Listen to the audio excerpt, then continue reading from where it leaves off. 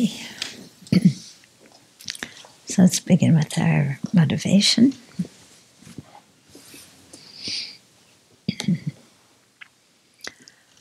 So looking for some kind of satisfactory happiness or peace in samsara is a hopeless endeavor. So sure, we can try and make our samsara better, and it certainly makes sense. All of us want to avoid pain and to have pleasure. But to always keep in mind that our endeavor to tweak our samsara is always going to be less than satisfactory, because the very nature of cyclic existence is to be under the control of afflictions and karma. And since afflictions are distorted states of mind, they are going to produce perceptions, or they are perceptions that are distorted, and they're going to produce actions that are also distorted. So really our only choice for some kind of satisfactory existence and peaceful existence is to be free of cyclic existence and attain liberation or full awakening.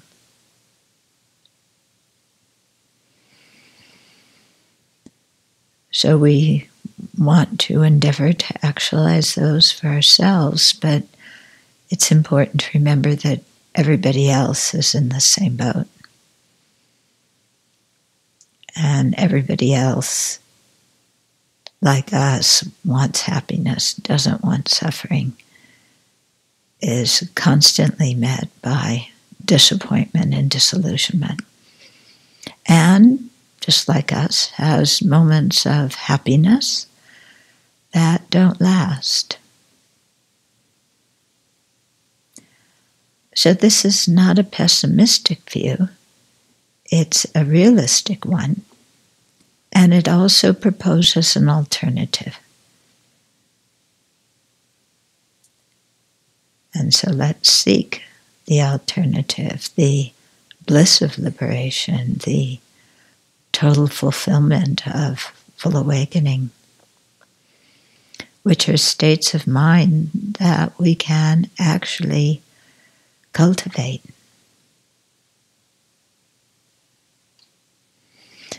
So let's aim towards this, and let's help each other, and let's help all sentient beings go in that direction. So with that in mind, we'll learn about reasoning and debate this evening,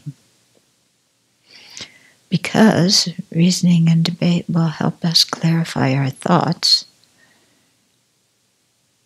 and think more realistically, and even gain non-conceptual realizations that are more realistic.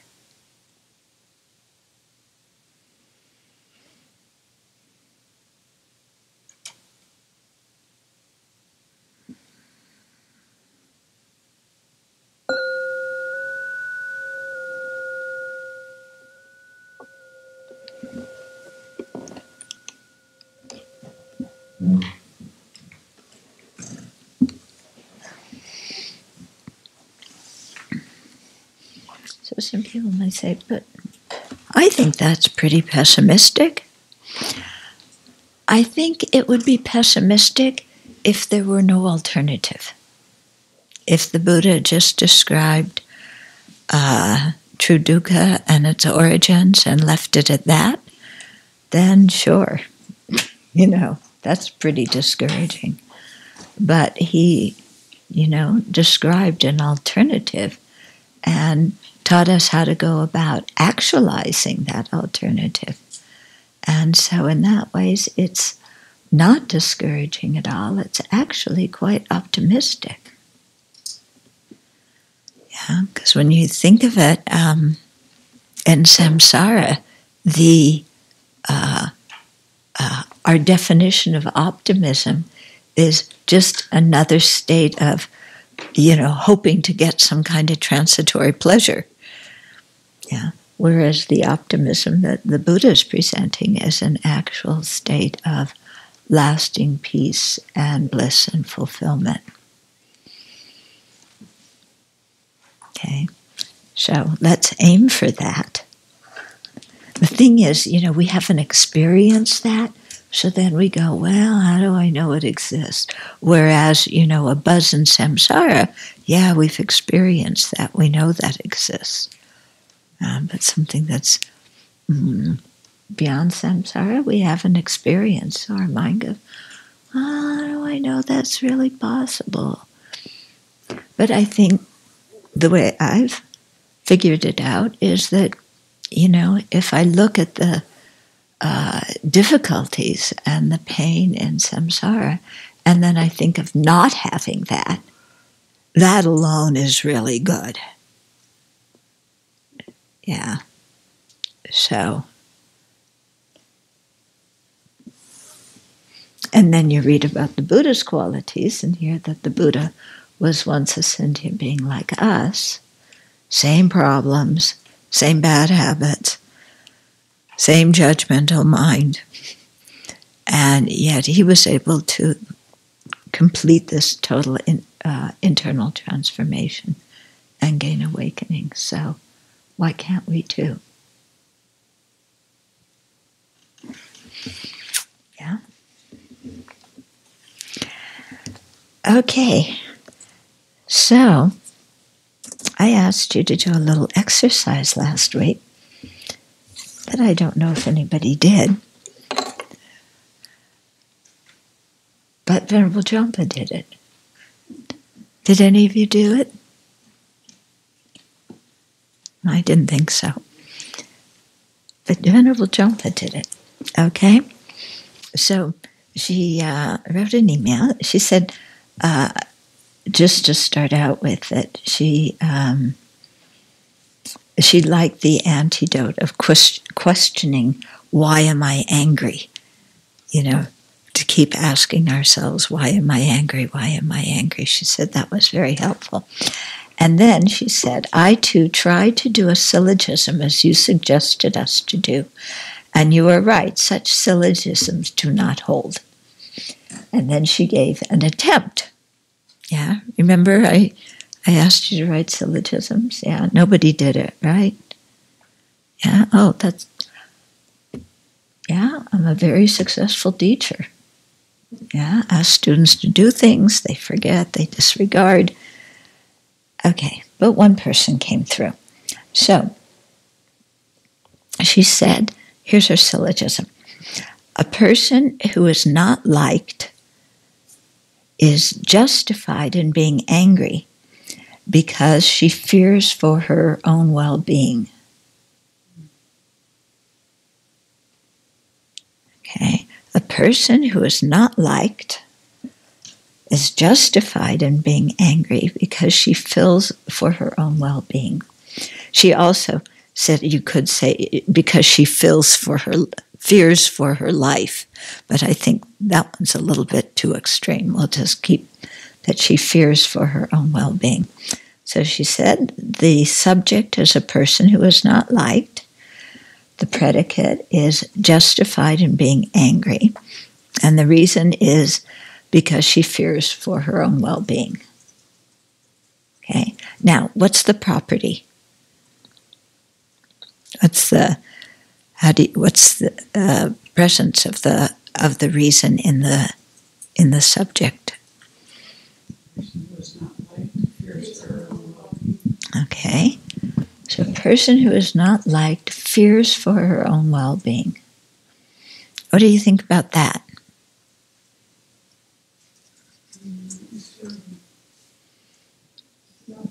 Not necessarily. Why not? I don't really see that there's any particular connection between not being liked and fearing for their well-being necessarily. Yeah. I mean, there's not necessarily a connection. Yeah, so there's not necessarily a connection between people not liking you and then needing to be afraid for your well-being. But in some people's mind, there is that connection. Mm-hmm. Yeah, and as soon as somebody doesn't like them, they go into defensive mode and think that person is going to attack or destroy them or harm them in some way. But that's not a very realistic response, because as you noted, a person who is not liked doesn't necessarily fear for their own well-being. Yeah, those two things don't have to go together. Yeah. Imagine what would happen, what your mind would be like if every time you encountered somebody who didn't like you, you got afraid for your own well-being. No need to imagine. I've experienced that. You've experienced it. So you think that it's that the presence of the reason and the property is... No, I don't. Why not? If you've experienced that. You said imagine how it would feel if every time you were afraid that you weren't liked, you would feel for your well-being. Mm-hmm. So I have experienced times in my life when I have had that feeling. Mm-hmm. I don't need to imagine it, and it's not true. Okay. Yeah. Okay. So you can experience something based on a mental state that is totally untrue and distorted. But there's other responses. That's what makes it not hold. Yeah. There's also other responses to not being liked. For example? Being depressed. Being depressed. Being depressed. What else? Considering the feedback and seeing if it's accurate or not. Yeah, so considering the criticism and seeing if it's accurate or not. If you were disliked by a bunch of neo-Nazis, would you be depressed? No. Yeah, what would you be? Fearful. Fearful? I would fear for my well-being. You would fear for your well-being? If neo-Nazis didn't like you? Yeah. I would feel rather complimented. Yeah. If those people thought poorly of me and didn't like me, then, well, that's okay. Yeah, I'm not looking for those people's approval. Quite interesting, our different responses to thinking of not being liked. But isn't there a fault even in the subject? Isn't there a fault even in the subject? Because how do you measure not being liked? Mm-hmm. That's a subjective very thing. Subjective. Of somebody who feels that they are not liked. Yeah. But of course, we can think that we're not liked, and that could be a total hallucination too. Exactly. Okay. So then, what's the privation? So we found out that the property doesn't work.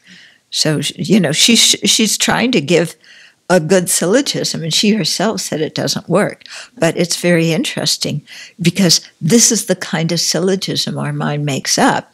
And unless we put it down and see if it works, we're never going to really see how it doesn't work. We're going to continue believing that it does work.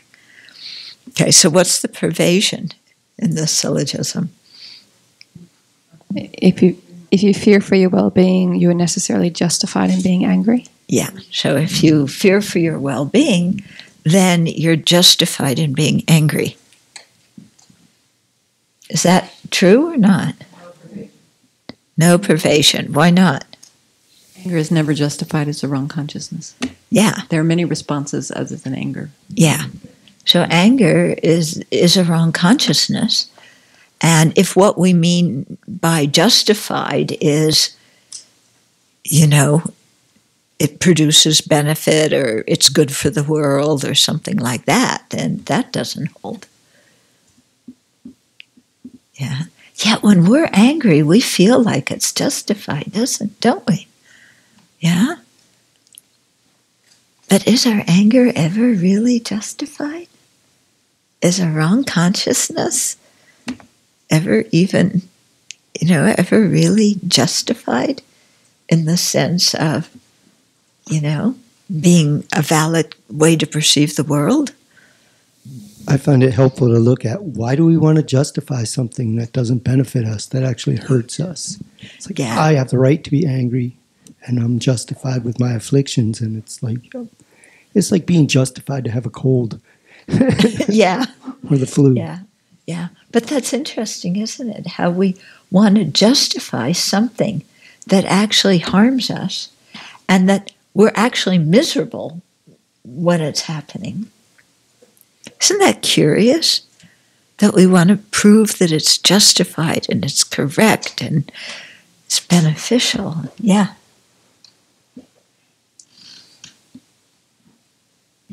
But also, if we are afraid for our own well-being, anger does not mitigate that fear.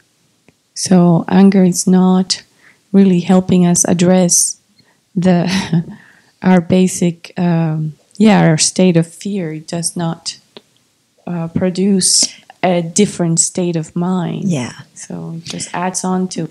Right. It's a contradictory reason. Yeah. And anger actually, people think it mitigates their fear. Because when you're afraid, you feel like you have no power. When you're angry, you feel like you have power.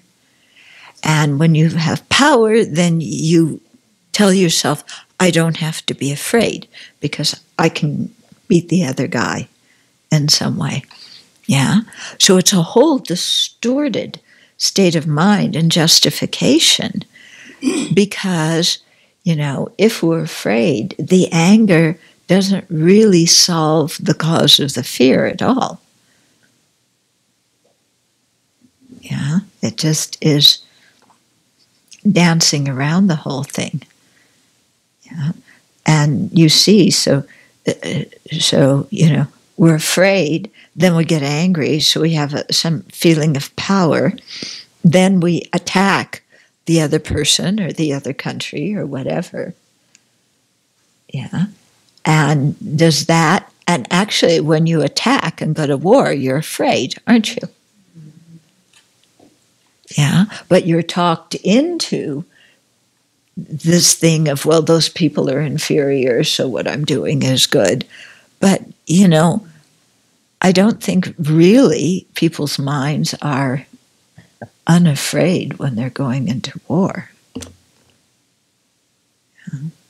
Mm-hmm.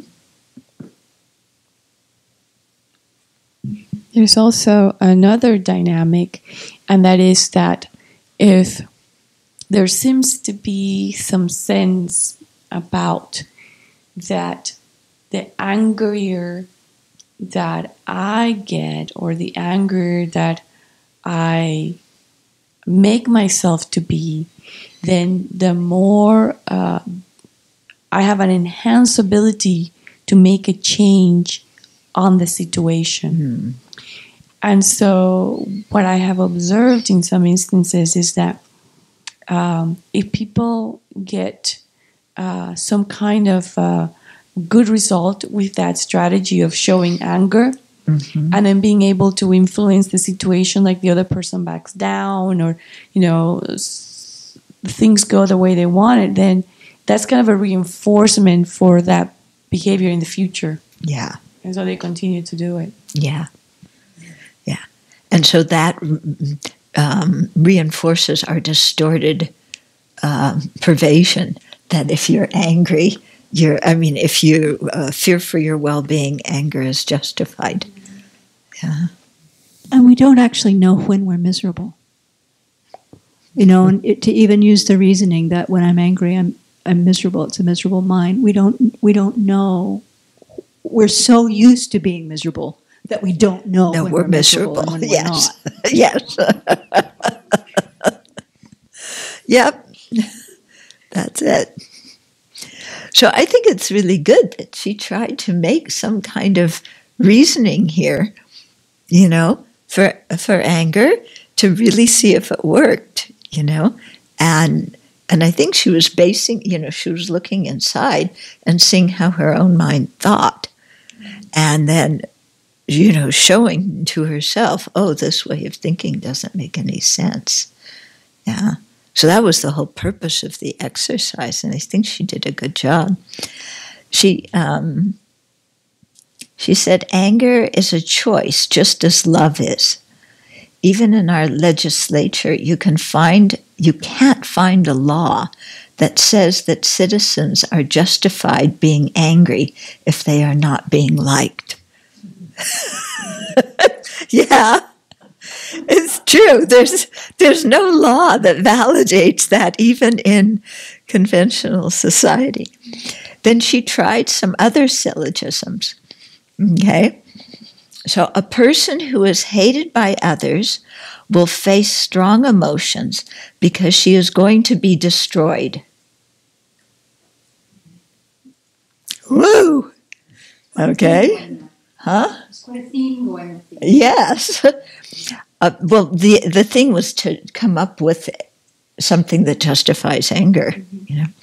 The next one was, a person who is hated by others will face strong emotions because her mind will be negatively influenced.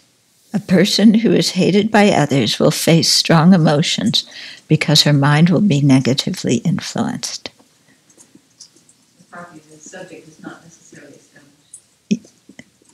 Just because you're hated by others doesn't mean that you will be negatively influenced, right. So the property isn't part of the subject. Just because you're hated by others, it doesn't mean you'll necessarily be negatively influenced. Yeah. Can you think of an example? Have you ever been hated without being negatively influenced?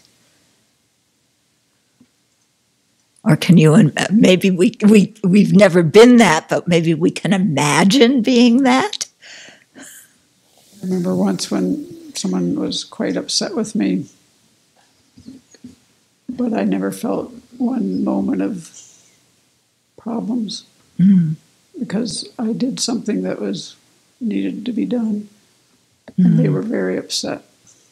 But I never, actually my whole family was upset with me for years. Yeah. And I never lost a moment of sleep over this because I knew what I did was right. Yeah. It's a very good example. Yeah, sure. Of even, people hate you, your mind doesn't have to be negatively influenced because, like, you thought about what you did, you knew what you did was the correct thing to do. So other people don't like it, what to do? Yeah. ISIS people, they hate us because of we're not like them. That doesn't necessarily negatively influence me because I don't know most of them. Yeah, they're not in my purview. Okay, yeah. So you may not know the people who say they hate you, and so even if they do, they're half a world away from me. Yeah. So it doesn't necessarily negatively influence you. And what about the privation? Yeah, so the property doesn't work. Then what would the privation be? Okay, a person who is hated by others will face strong emotions because her mind will be negatively influenced. What's the privation? If you are negatively influenced, you will necessarily experience strong emotions. Okay, so if your mind is negatively influenced, you will necessarily face strong emotions. What does it mean that your mind is negatively influenced? That seems to mean that you face strong emotions. But You could have a weak negative mind. You wouldn't have strong emotions. Oh, okay. If you had a weak negative mind, you wouldn't have strong emotions. Yeah. Okay. So she said, this all would not work. She said the privation does not hold, but actually it's the property too that doesn't hold. And I think, she just talks about making the circles, to show when you're doing the property and all these things. So very good. I think that's good. So, okay, homework next week. And if you don't do it, I will leave so that you can do your homework. Okay, so think of some syllogisms, how you're thinking. Look in your own mind and think of a syllogism about how you justify some behavior or some emotion. Okay, then we will go to the text. So we've been talking about divisions of the existence into functioning things and non-functioning things, permanent and impermanent phenomena. You never say permanent and impermanent things, because things is always talking about functioning things. You have to say phenomena. Okay? And then ultimate truths and conventional truths, produced phenomena and unproduced phenomena. Okay, so we've been talking about all these classifications. Ultimate and conventional truths. Every one of the Buddhist tenet systems explains the division of existence into two truths, ultimate truths and conventional truths. Okay, however, only the Sutra school following reasoning, which is the point of view of the collected topic system of Buddhist reasoning and debate, equates ultimate truths with impermanent phenomena. In this system, an ultimate truth is defined as a phenomena that is ultimately able to perform a function. Okay? So every Buddhist system has a different definition of ultimate and conventional truths. And with some of, when we look at the Chittamatra and Madhyamaka system, that division centers around how something exists. Here, it is not talking about how something exists. Ultimate and conventional truth doesn't refer to how something exists. It refers to whether it functions or doesn't function. Yeah. In the Vaivasika, it refers to whether things disappear when you analyze them into small parts or don't disappear. So these things, the divisions into ultimate and conventional truths don't necessarily concern the existence, the mode of existence, the deeper mode of existence of phenomena.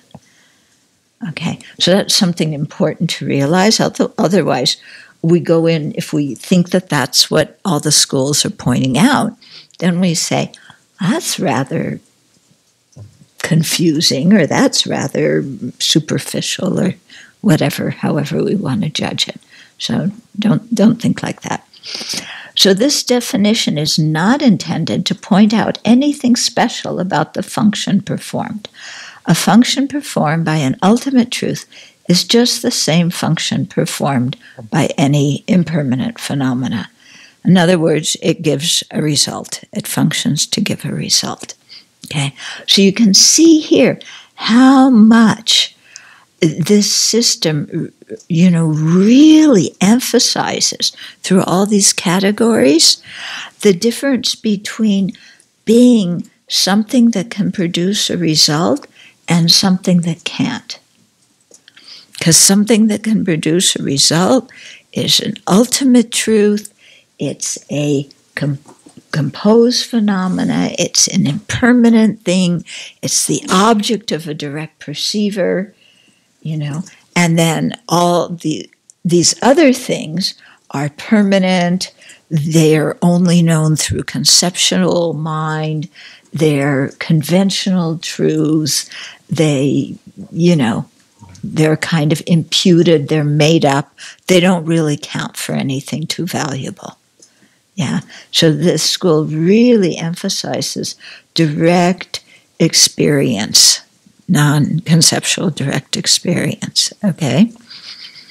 So, yeah. So in a way, it's kind of like, well, yeah, there's all these permanent things. Yeah, there's all these conceptual things, but the real thing is, reality is really centered on what we can perceive with our senses and our mental direct perceiver. Okay, so that's what it's really emphasizing. And I was just thinking maybe that's where some people get this idea of, don't think too much, don't have too much conceptualization. Perhaps it comes from there. Okay. So rather, the definition is pointing at the type of consciousness that is able to perceive impermanent phenomena. Impermanent phenomena are truths because they are existent. Okay? They are ultimate because they are objects of awareness for an ultimate consciousness. Okay, so an ultimate consciousness is going to be the best kind of consciousness there is. A final, unflawed, defensible, and reliable consciousness, a direct perceiver. Okay. Now, surely from the perspective of the upper schools, a direct perceiver, knowing emptiness is definitely the ultimate consciousness, and that emptiness is the ultimate truth. But, for us to look at the thermos and say this is an ultimate truth, and yippee, because I have a direct perceiver knowing its color and shape,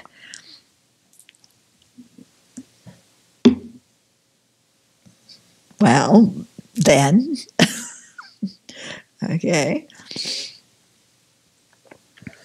In fact, this is the way the division of existence into the two truths tracks in each of the tenet systems in terms of the consciousnesses that are able to perceive the objects. Okay? Conventional truths in this system are perceived by conventional consciousnesses. Well, this is the same in all the systems. And ultimate truths are perceived by ultimate consciousnesses. What varies from system to system is what is identified as an ultimate consciousness and what is identified as a conventional consciousness. And when they do the etymology for ultimate, one etymology is meaning it's the best, it's the supreme consciousness. Okay. So here, we would have trouble saying that, my tactile consciousness that feels the smoothness or roughness of the table is a supreme consciousness. Yeah. Okay. In each of the systems, an ultimate consciousness perceives an object just as it exists. Well, that's why they'd say it's important. That's just how it exists, without any layover. Okay. But you can see there the contrast with the Madhyamaka system where, no, we don't perceive things, conventional objects, exactly as they are. There is a layover because we're they appear to us as truly existent. So we're not really perceiving as they are. There's a mistake in there. In the system that is the point of view used in the introductory topics here, an ordinary direct perceiver, like an eye consciousness seeing blue as blue, is a consciousness free from conceptuality and is not mistaken with respect to what it appears to it. Okay. Now, that isn't always the how, for example, the Prasangikas see a direct perceiver.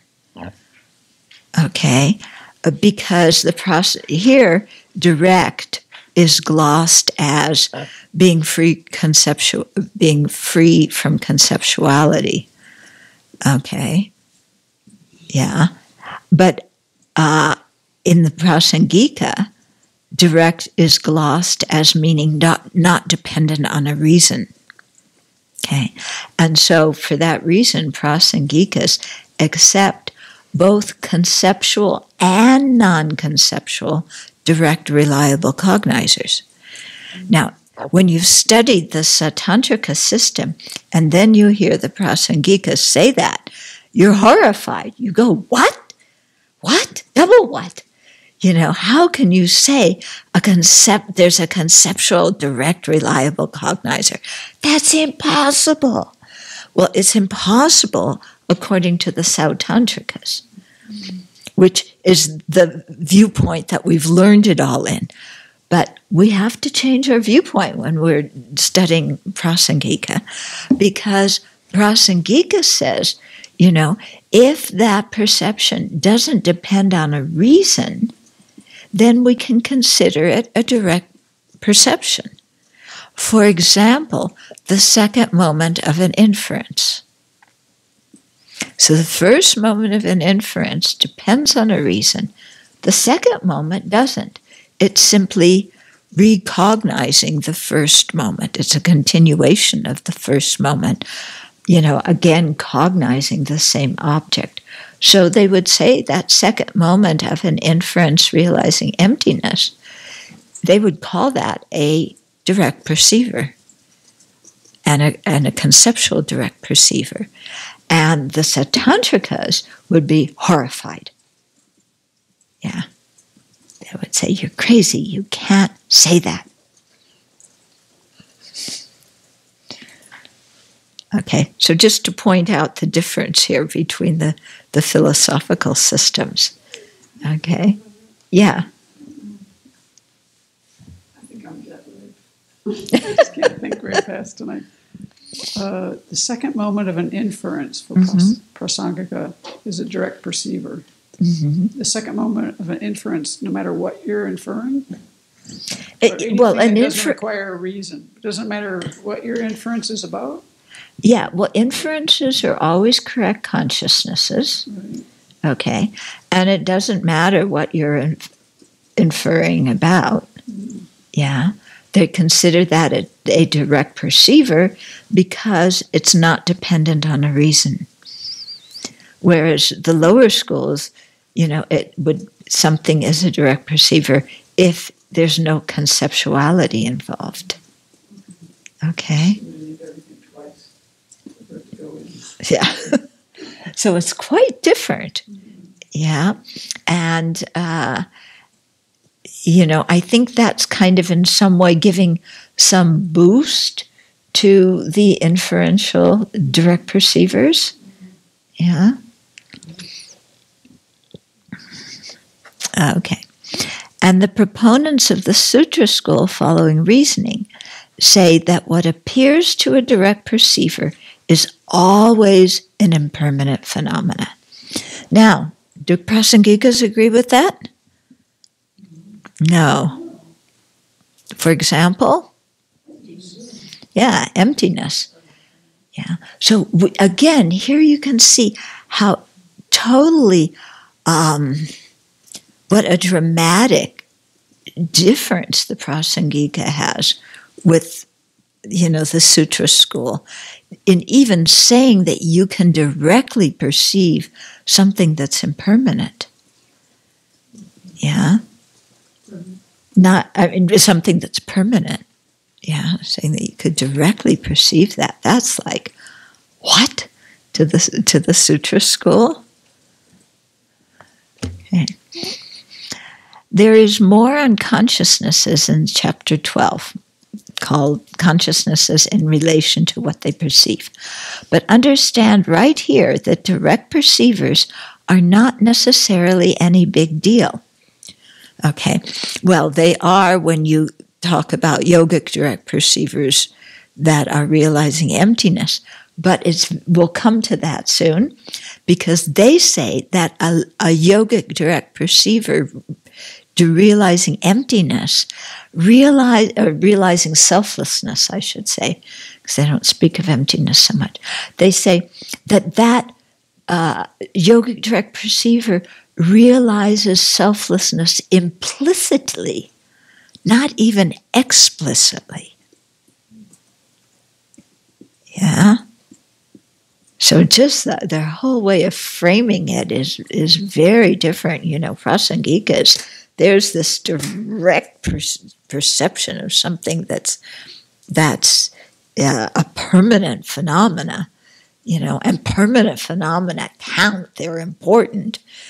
And, the Satantrikas are saying, well, our ultimate goal is selflessness, but that's perceived by a direct perceiver. But what you're perceiving, they say, is the aggregates that are empty of a self. So you don't even know selflessness explicitly. You only know it explicitly, implicitly. What you know explicitly, what you're perceiving in your meditation on emptiness, is the aggregates that don't have a self. So what's appearing to you are impermanent phenomena. Yeah, and Prasangika is saying what's appearing to you is a permanent phenomena. Very different. Very, very different. Okay. So I hope I'm not confusing you by going back and forth between the two schools. I think most of you have had enough backing in tenets to hopefully understand. And if you don't, you could actually study your text, your notes, and go look up some things you studied before.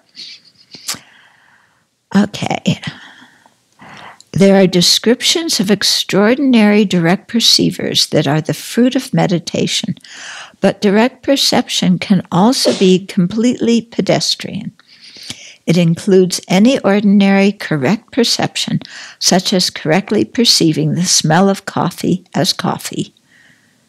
Do you perceive the smell of coffee as coffee? No, you perceive the smell of coffee as the smell of coffee. Yeah, where was his editor on this one? Or seeing a patch of blue as blue. That one's okay. Which, by the way, this does not mean thinking something like, I smell coffee, or the sky is pretty blue today, because these would be conceptual consciousnesses, not direct perceivers. This means just smelling coffee as the odor of coffee and seeing blue as blue. So one of the things I think that is very helpful here in the sutra system, the sutra's following reasoning, is differentiating between direct perception and conceptualization. Yeah, I think that is one of the things that is so helpful for our meditation practice and so helpful for mindfulness and for, doing something about our afflictions, because we so often confuse conception and direct perceivers. Yeah.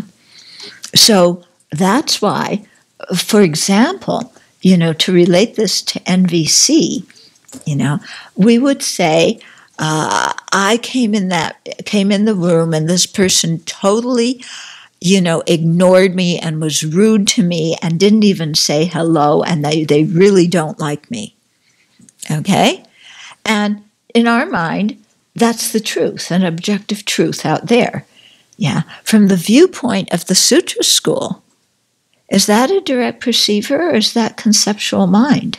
Conceptual mind. It's totally conceptual mind. What would the direct perceiver perceive? Somebody walked in the room. Yeah. And paid attention to something other than me. Yeah? So, so here we can see, it's getting across a point that's very important in NVC about, stripping away all of our interpretation that we put on things. Yeah? So whenever, we're saying, oh, that person's ridiculing me. Yeah, that person's making fun of me.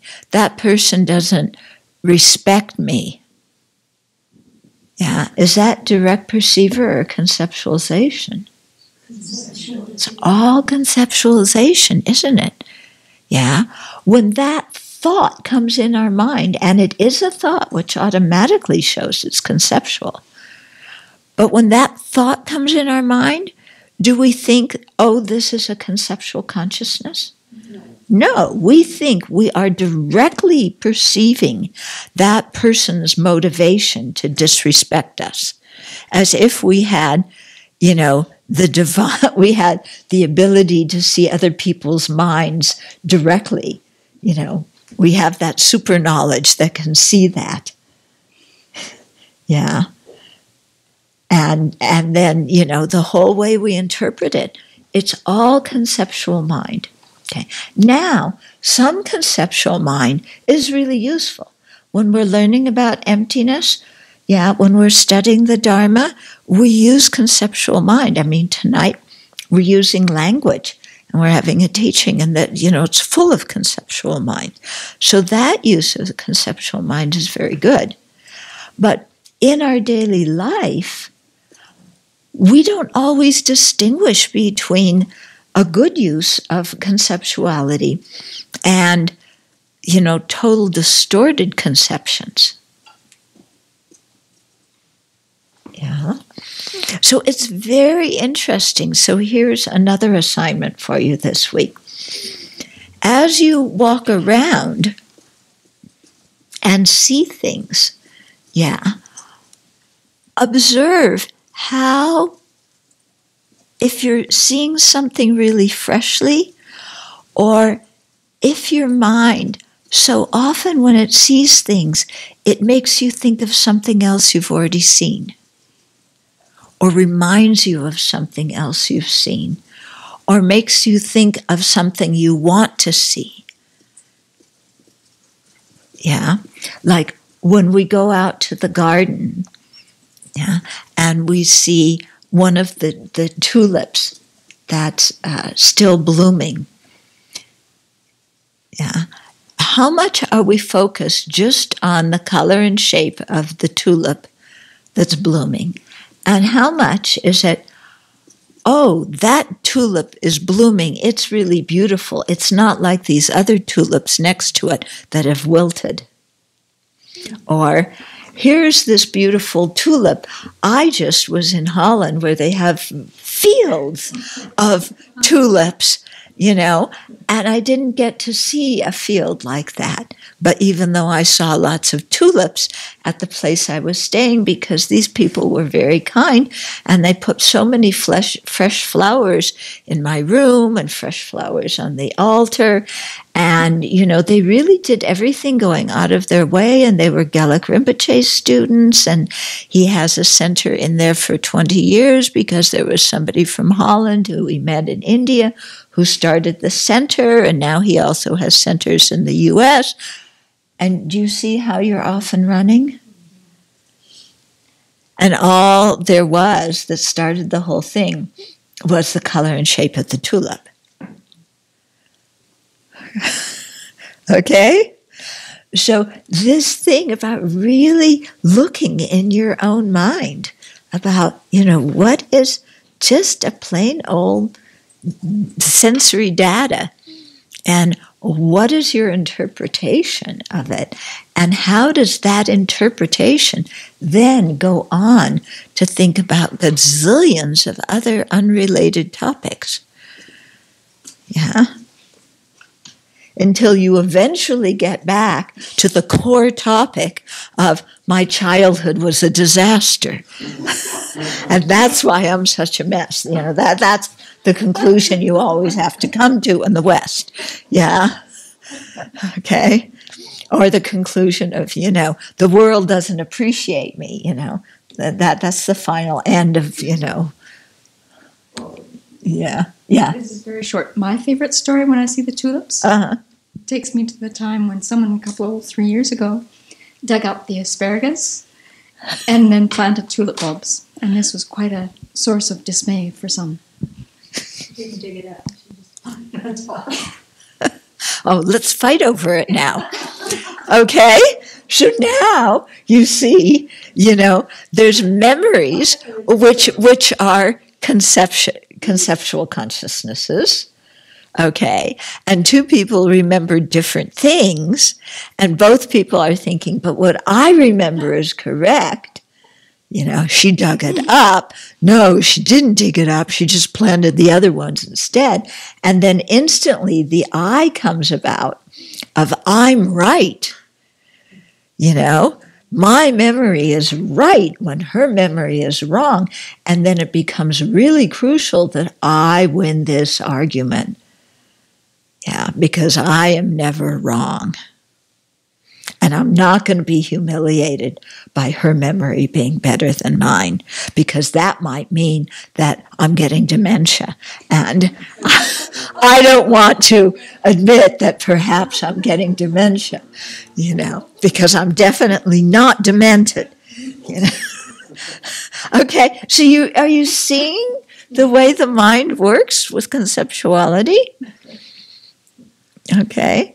So there were just the sounds that she said, and then, instantly we have this whole thing unfolding.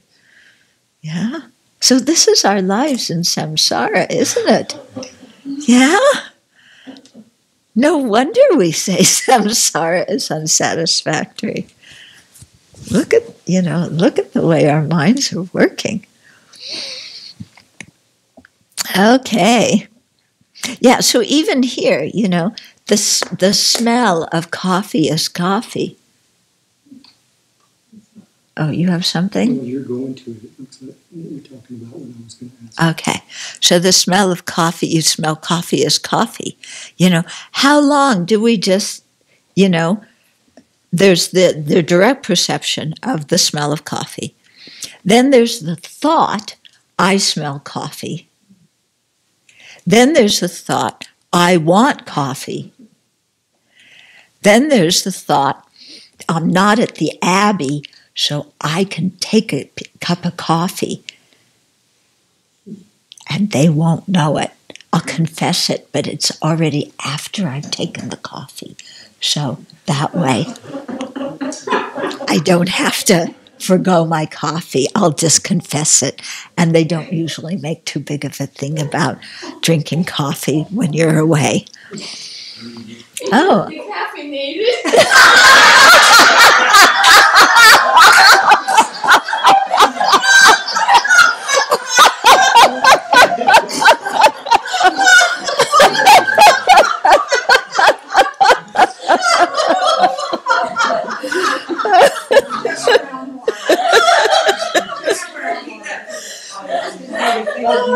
What? Oh, yeah. She said it was decaffeinated.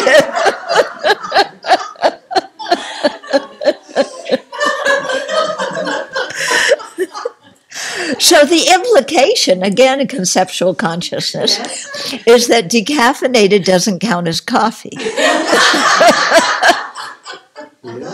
Yeah. So maybe I don't really need to confess it at all. That would be my syllogism for next time. Okay. Right. That's a good syllogism.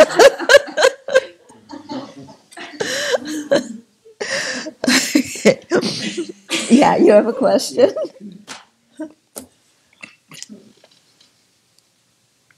So he's making a distinction here between smelling coffee as coffee and thinking I smell coffee. Mm-hmm.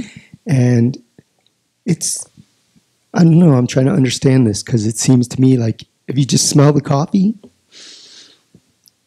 that's just the sense. But when you smell it as coffee, you've already gone to the label of it. Mm-hmm. And that seems like that's conceptuality. Yeah. Yeah. So his phrasing is a little dubious for me. No. I mean, this is conceptuality. The thought, I'm smelling coffee, or the thought, this is the smell of coffee, is conceptual mind. It's not a direct perceiver. Right, but he labels it as different than smelling coffee as coffee. It seems to me like once you smell coffee as coffee, you've already gone to that thought. No, when he says smell coffee as coffee, what he means is you're just smelling coffee. Of course, if you think I'm smelling coffee as coffee, then that's conceptual. But what he means here is you're just smelling the coffee. You're not thinking, maybe this is tea that smells like coffee or something like that. It's just this, yeah. So you haven't labeled it yet? No. Thank you. Yeah.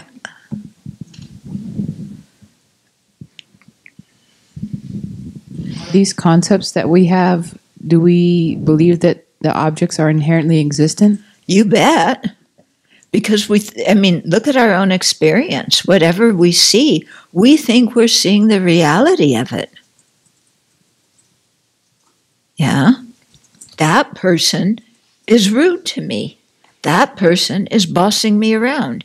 We think that we're perceiving, whatever, sounds we hear, because all there are sounds, colors, shapes, things like that.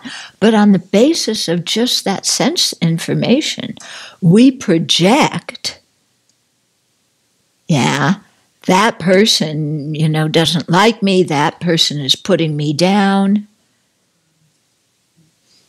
All of that is coming from our mind. So we live in a world of our concepts and not what's actually there. We smell coffee, but it's actually just passing little droplets of... Yeah. Well, we're having sense perception all the time. Our eyes are open. We're seeing things all the time. We're hearing things all the time. But so often we live in our head, so to speak. When we say live in our head, what we mean is we're stuck with all of our conceptual thoughts going round and around, confusing the objects of conceptual thoughts with actual objects. Okay?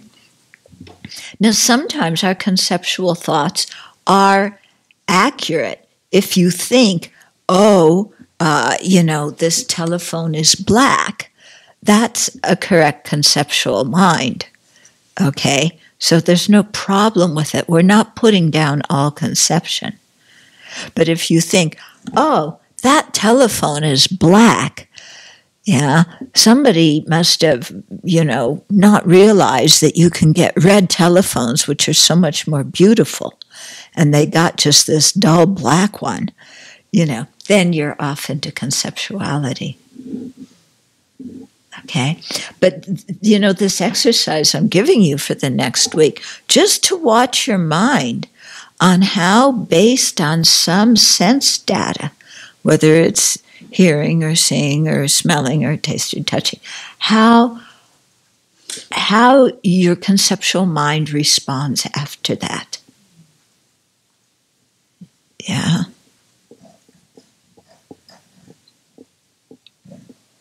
And it's just amazing,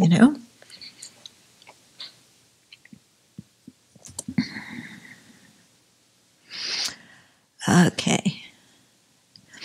Another way of expressing impermanent phenomena is to call them existent phenomena that may be known explicitly by direct perception, or existent phenomena that appear to direct perception. This is why the proponents of the Sutra school following reasoning call impermanent phenomena ultimate truths. They appear to a direct perceiver just as they exist, because this school says that they inherently exist. They exist from their own side, by their own characteristics. So just as they are, that's exactly how they are appearing to your mind. And your direct valid cognizer knows them exactly as they are, without error. Okay? And prasangikas are saying, even at the level of sense consciousness, there's mistaken appearances. And so right then and there, our problem starts. Yeah. Whereas the Sutra school is going to say, the problem doesn't start with sense direct perceivers, because we're perceiving things just as they actually are from their own side.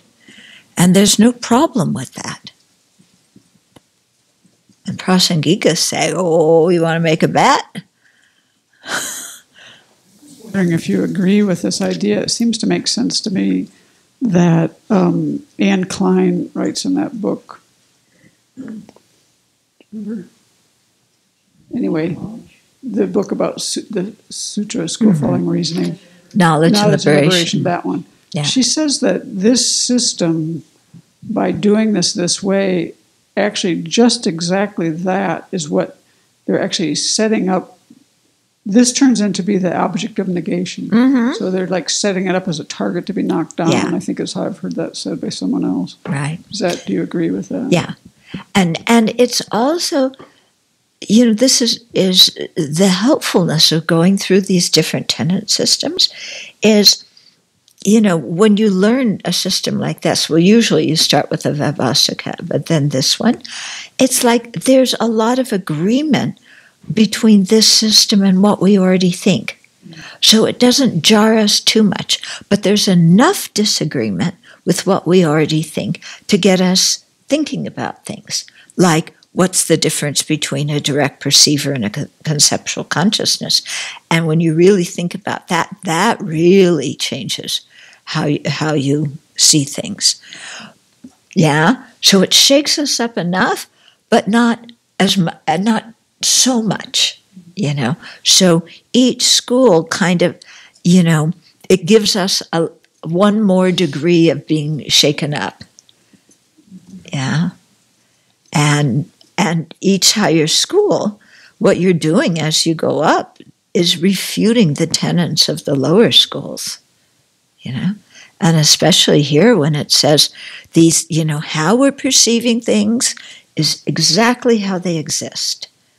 Yeah. So we can see as ordinary beings, oh, that doesn't shake us up very much, Oh, yes, everything really is out there, independent from my mind.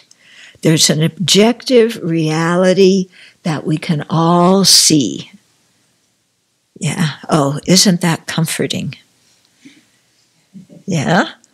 But by the time you get to prasangika, or you just even get to Chitta-Madra,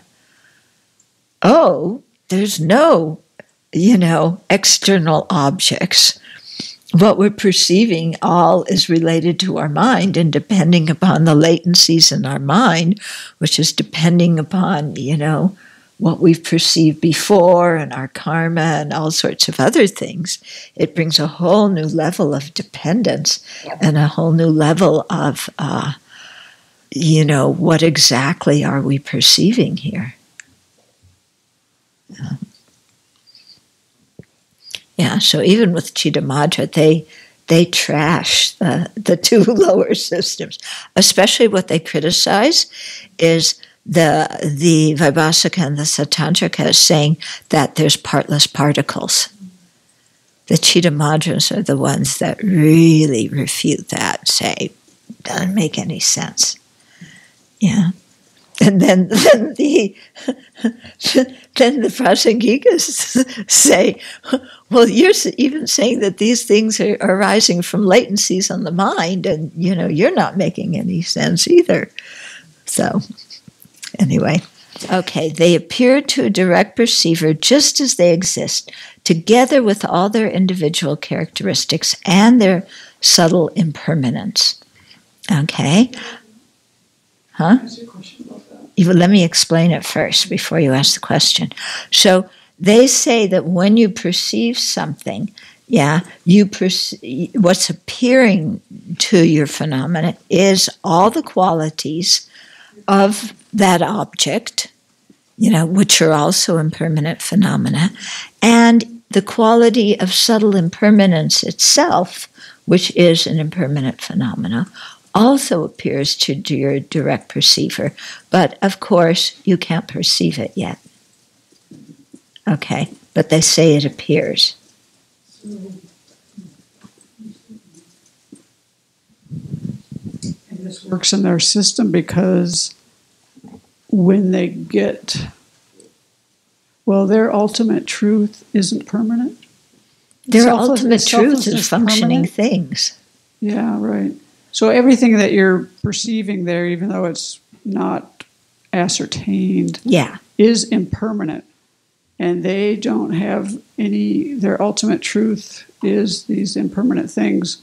Mm-hmm. And then this selflessness that they realize that is implicit, is that also impermanent? Yeah. The selflessness, they might, I would think they would say that is permanent, but how you know selflessness is implicit. Right, so you don't perceive that. You don't perceive selflessness directly in this system. Yeah, it has to be through a thought consciousness. I don't know if they would say it's a thought. I don't know how they say that. If they say selflessness is permanent or impermanent, it would be difficult to say it's impermanent, but it's difficult to say it's a thought perceived by a thought consciousness too. Because they say actually what you're perceiving in the realization of selflessness is the aggregates devoid of a self. It's with a yogic direct perceiver. Yeah. Okay. Yeah. So selfless, I don't think they would say selflessness was a permanent phenomena for that reason. But saying that selflessness is impermanent and it changes momentarily, that sounds kind of weird too. That's maybe where it falls apart. Yeah. And also then, The realization of subtle impermanence is also a yogic direct perceiver for them. For them. Mm-hmm. But they're perceiving an ultimate truth, which means they're seeing. What does that mean? I mean, it means subtle impermanence is an impermanent phenomena. They see, but they don't ever get to a point where they apprehend it. They think with the sense consciousness itself. No, the subtle impermanence is an abstract composite. Okay, one of those, the category that is neither form nor consciousness. So it's impermanent. But to perceive those things, you have to perceive something else first. That's also implicit. Yeah, I would think so. Implicit. Subtle impermanence. What? It seems like you couldn't perceive it directly because it's impermanent. This is the problem with abstract composites that I've never really understood. Is all those things that are impermanent should be perceived by a direct perceiver. But then the question is, do you perceive them explicitly or implicitly? They're perceived but not ascertained. Well, that's when you're talking about sense consciousnesses. But when we're talking about a yogic direct perceiver, they're perceived implicitly. Yeah, but they're impermanent. I mean, subtle impermanence is impermanent, and I would think it's perceived implicitly because you know subtle impermanence by seeing an object change momentarily. With your mental consciousness. This is your mental consciousness. It's a yogic direct perceiver.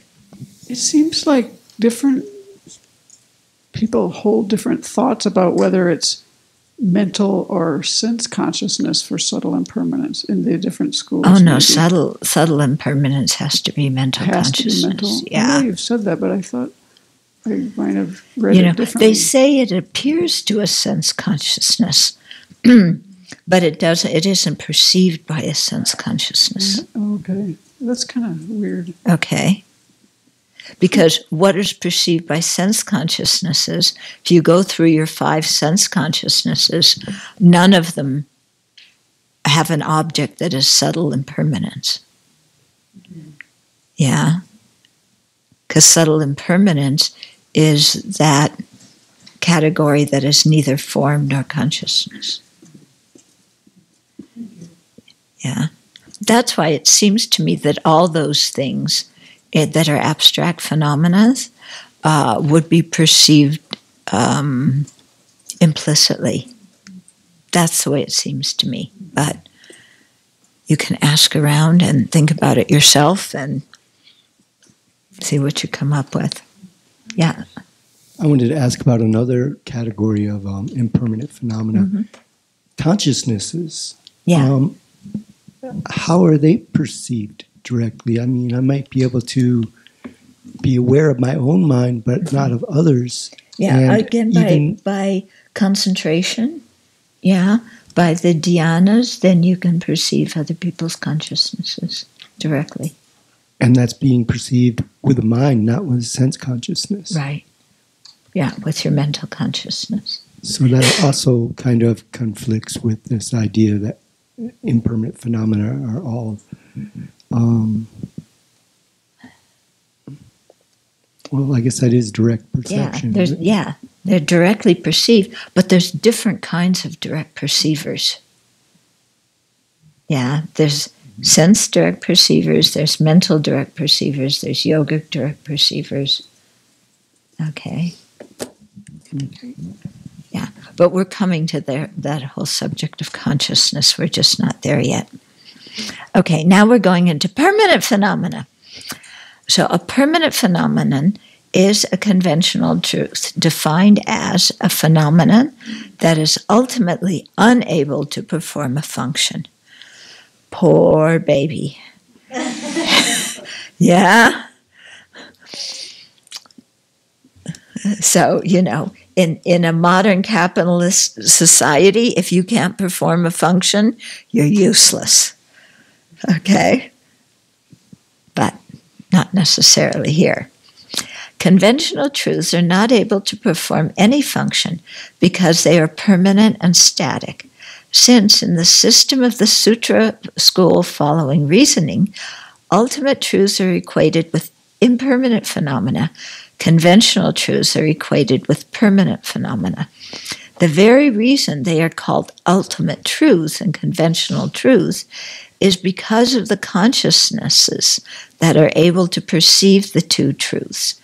We may understand any existent by a thought consciousness, a conceptual knower, but conventional truths can only be understood by a conceptual consciousness, and ultimate truths may be understood explicitly by a direct perceiver.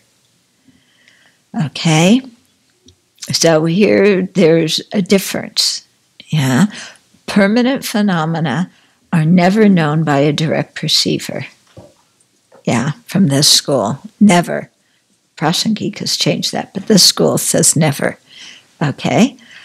So permanent phenomena are only known by conceptual consciousnesses. Yeah. And ultimate truths, okay, which means functioning things, they may be known by a conceptual consciousness or they may be known by a direct perceiver. Because I can have a direct perceiver seeing the color and shape of the thermos, and I can also think about the thermos. Okay, so the thermos can be an object of both my sense direct perceiver and my conceptual mental consciousness. Yeah, so don't think, conceptual minds only perceive permanent things and direct perceivers only perceive impermanent things, because conceptual consciousnesses can also know impermanent things. Okay, but it knows them differently than a direct, in a way that's different than how a direct perceiver knows it, because a conceptual consciousness knows it via the conceptual appearance. It doesn't know it directly. Okay. We may understand any existent by a thought consciousness, a conceptual knower, but conceptual truths can only be understood by a conceptual consciousness, and ultimate truths may be understood explicitly by a direct perceiver. Okay. Ultimate truths are truths for an ultimate consciousness, And conventional truths are truths for a conventional consciousness or an obscured mind. So here, obscured just means that you have a conceptual appearance. Yeah. For Prasangika, when you say it's obscured, obscured has a totally different meaning. It means it's appearing inherently existent, even though it isn't. Okay. The main problem identified here for conceptual consciousnesses is not that they are unreliable, for it may be that you do indeed perceive something clearly and correctly by a conventional conceptual consciousness. The problem is that a conceptual consciousness does not perceive its object directly, but understands it through a representative internal image. Thus, it does not see the thing as it is. Okay? Because it's perceiving it via that medium of the conceptual appearance. And a conceptual appearance is a general, it generally knows the object. And it takes bits of perception of similar objects or the same object perceived at different times, and it puts it all together to form some general image. And that is what is known conceptually. So that's very different than a direct perceiver. So here's another experience to another exercise this next week. Okay? This is a mealtime exercise. So you're sitting there with your bowl in front of you, yeah, and before you eat something, look at how your mind expects that to taste. Yeah, because you know how we always rearrange our bites and puts little bits together so that we have the optimum pleasure from each bite. And to do that, we have to have an idea of how we think each thing in our bowl is going to taste. Yeah. So, look at the spinach or look at the, tofu or whatever it is, and have an idea of how you think that is going to taste by looking at it, smelling it, and so on. Then take a little bit and taste it and see compare how you thought it was going to taste with what the actual taste is. Yeah. A good example is, I don't know if everybody else had problems with the bran muffins. Yeah, but to me, the bran muffins taste bitter. And I had a bran muffin in front, and I thought, this is going to be really good. I know what bran muffins taste like, and it has fruit in it, and that makes it double good. And then I tasted it, and it was there was something bitter in it. I don't know, maybe I just got the batch with, Rhubarb. It was rhubarb? Yeah. Oh, I thought it was like too much baking soda or something. That was the rhubarb? Okay. Yeah, but it was very interesting because my conception of how I thought that was going to taste and what the actual taste was were two totally different things. Yeah. And so it's very interesting to watch, especially around things that we're attached to, because we have an expectation that it's going to taste a certain way, or it's going to sound a certain way, or look a certain way, and we're eagerly anticipating the sensual experience. And then, what's another example? Sometimes the sound of the conch, before you've heard the sound of the conch, you imagine, how it's going to sound. And then you hear somebody who's never blown it before sound it. Yeah? And then you can really see the difference between knowing something conceptually and knowing something directly. Yeah, they're very different. To me, it seems strange to say that you can know an object through a concept about it. Because wouldn't you distinguish between the general image you concoct in your mind and the actual thing as it exists? How could you say you know something correctly that's kind of just made up by your mind? Well, that's why they say that direct perceivers are the really valuable ones, this school, and because it knows it exactly as it is. Whereas conceptuality, you just know it generally. But we use conceptual minds all the time, and they are reliable. When somebody gives you directions how to go somewhere, you develop a mental picture in your mind, and that will serve to get you where you're going. Yeah, so that's good enough. It works. Okay. But hearing the description of, if you're looking for a certain building, how you picture it when you hear a description is going to be different than what it's like when you actually see it. Yeah. Okay, but you do know it through the description. Okay, so the division of existence into the two truths shows the priority given to direct perception. Yeah, so that's the point here. Yeah. Again, since ultimate truth, impermanent phenomena, and functioning things are mutually inclusive, and conventional truths and permanent things, permanent phenomena, are mutually inclusive, they compare to the other phenomena in the same way as described above. When we do visualization practices, what kind of mind is that considered? What do you think? It seems conceptual. It's conceptual until when you get high realizations, it becomes an actual deity that you're perceiving directly. Okay.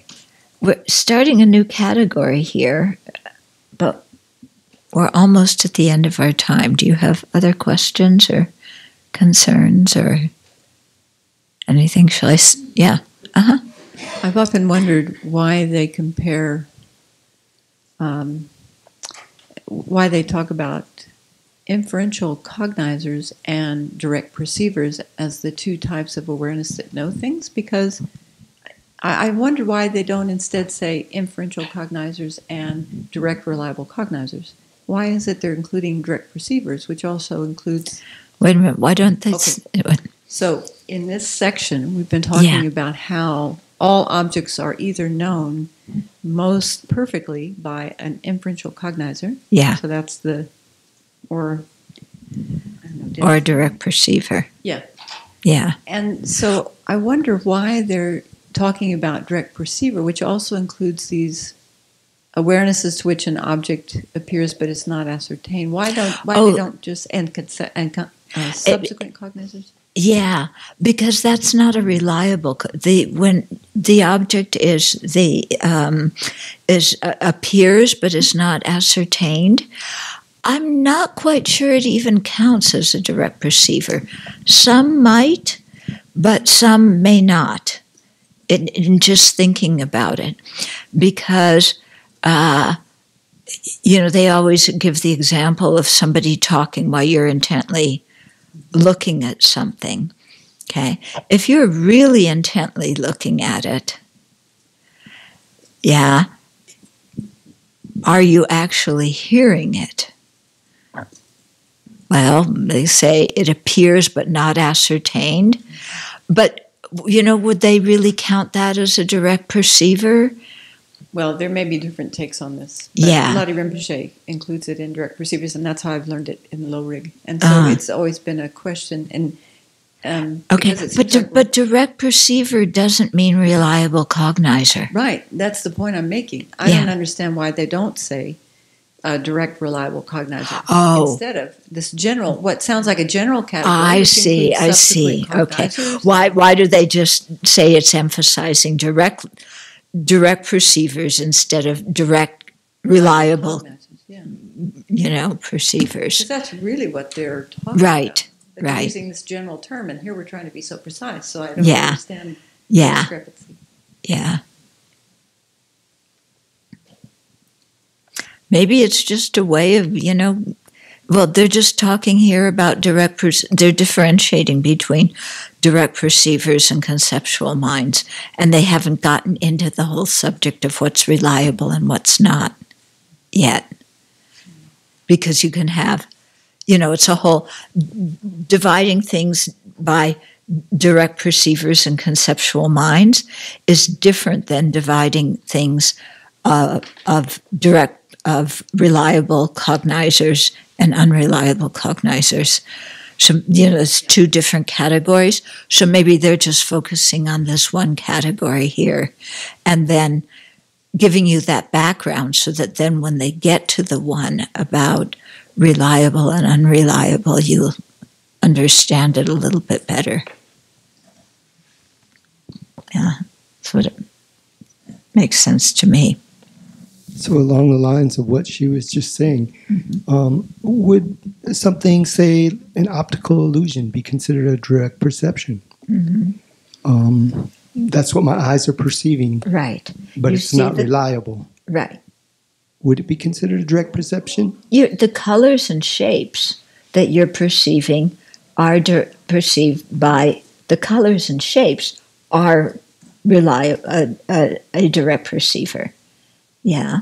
But the mind that thinks that's a real object is incorrect. As if someone sees two moons, that's a false. Right. Or you look the face in the mirror. Yeah, you're seeing colors and shapes, and there's no fault with your eye consciousness when you see the face in the mirror. The problem comes when you think it's a real face. Right. I guess I'm thinking about when you have a fault with a sense consciousness of some sort that distorts things. Yeah, then that's not a reliable cognizer. But it's still direct perception. It's a wrong consciousness. It's a wrong consciousness. That's what you would put under. Yeah. And that's, so the question is, and here's, it's coming back to your question, Venerable Sepal, if something appears but is not ascertained, is there any overlapping between wrong consciousnesses and direct perceivers? Is there any overlapping between consciousnesses to which something appears but is not ascertained and direct perceivers? That's the question we're asking. You're saying no? But you just told me that that when you hear, when you're intent on looking at something and you hear something, that's a direct perceiver. It's non-conceptual and non-mistaken, but a wrong consciousness necessarily is mistaken in some way, even if it's non-conceptual, like pressing your eye and seeing two moons. But it doesn't fit the definition of a direct perceiver. Because it's a wrong consciousness. Because it's mistaken. Yeah. Okay. Yeah. But then it's almost like saying if it's a direct perceiver, it's necessarily a direct reliable perceiver. Well, not if you include... yeah. So this is what we have to look. We'll get to that in chapter 12. Yeah. This is what we have to look at. If there's a sound that, doesn't you hear, but it doesn't register with you. Yeah. There's one category of phenomena in the seven knowers that says, that's a phenomena of this and a consciousness of this category.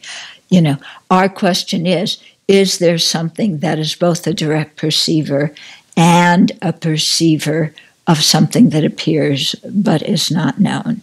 And is there a common locus of a direct perceiver and a wrong consciousness? For example, when you see two moons.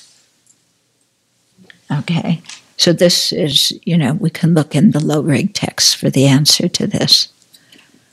Mm-hmm. My guess is that they may say it is called a direct perceiver, but it's not a real direct perceiver. Sometimes they do things like that. Yeah. I wanted to kind of switch gears and just see if you could. To me, what we talked about tonight has a lot to do with my daily practice in terms of doing like the 4 establishments of mindfulness. Mm-hmm. And also using antidotes. And what I wanted just to see if you could comment on from your own practice is, like, if, in my experience, if I just use, like, being aware of things,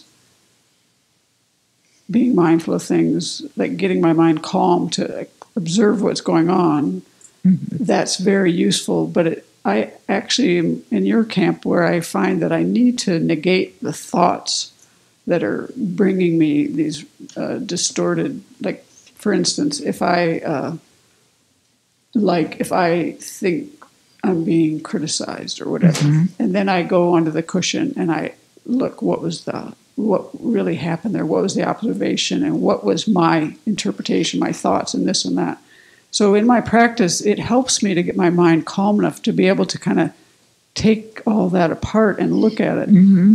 But I also find that being able to actually identify what are the thoughts I'm having versus what I'm observing is very powerful. Yes. And so it seems like, though, that there's like a kind of a fine line in knowing. I mean, it takes a long time to get to a place where you can see any of this stuff. Where you can. It took years to be able to see some of this stuff, to get my mind calm enough to see any of this. Yeah. And so I'm wondering if you have any. I don't know. Like, is there? Would you make that penetrate deeper? Yeah. I guess is the question. I think concentration helps, but you just have to sit there and, like, what's the thought that's going on? I feel uncomfortable. What's the thought that's going on that's causing this discomfort? You just have to sit there with it. I haven't found a quick, cheap, and easy way. When I think about what causes the changes that we get out of our practice, some of it to me seems like it's the repetition of negating those thoughts that are so. Yeah. I mean, it's like just the. Do again and again and again, so that when it comes up, I can quickly say, been there, done that, this is wrong. Yep. And that's kind of as good as it gets for me. But that's pretty good if you're angry and you can very quickly see anger is a wrong consciousness and it's not serving me. Able to work with depression more in that way, like look at the thoughts and like, don't do this to yourself. Yeah. Yeah. It also seems like when you do that practice where you identify the thoughts that aren't helpful and turn your mind from them, then your experience of feeling calmer and settled and clearer is what then really reinforces to keep going in that direction. And also for me, the antidote.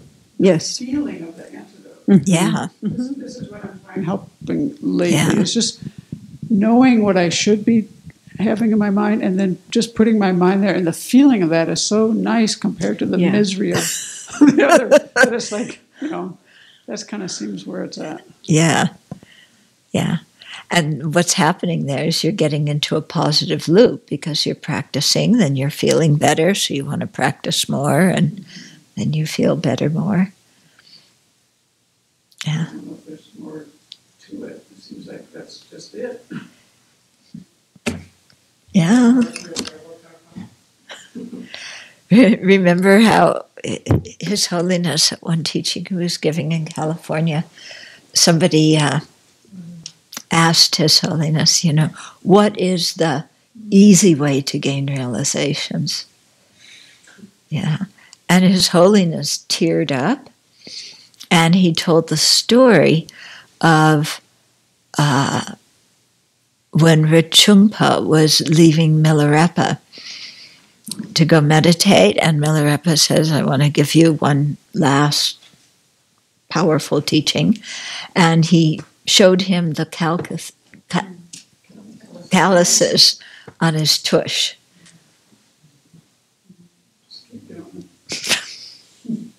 Yep.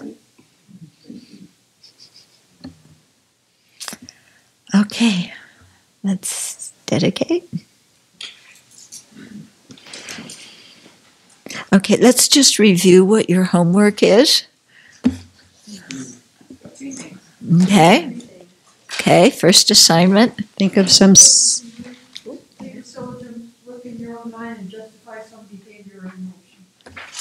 Justify some behavior or emotion. Use the microphone so that people online can hear it. Justify some behavior or emotions with a syllogism. Yeah. Okay, that's the first one. Second one? Second one is, as you walk around and see things, observe if you're seeing something freshly, or if the mind is reminded by something you have already seen or something you want to see. See how we evaluate what is sensory data, what is interpretation. Yeah. Okay. And then the third one? Mealtime. How does your mind expect things to taste, conceptually versus actual? Yeah. Okay. So try that out tomorrow and then compare notes after the bell rings. Yeah. So remember, there's this one thing after they teach direct perceivers they have facsimile direct perceivers. Yes. Yeah. So, and there's a list of 5 or 6 things under that. So we have to see what that is.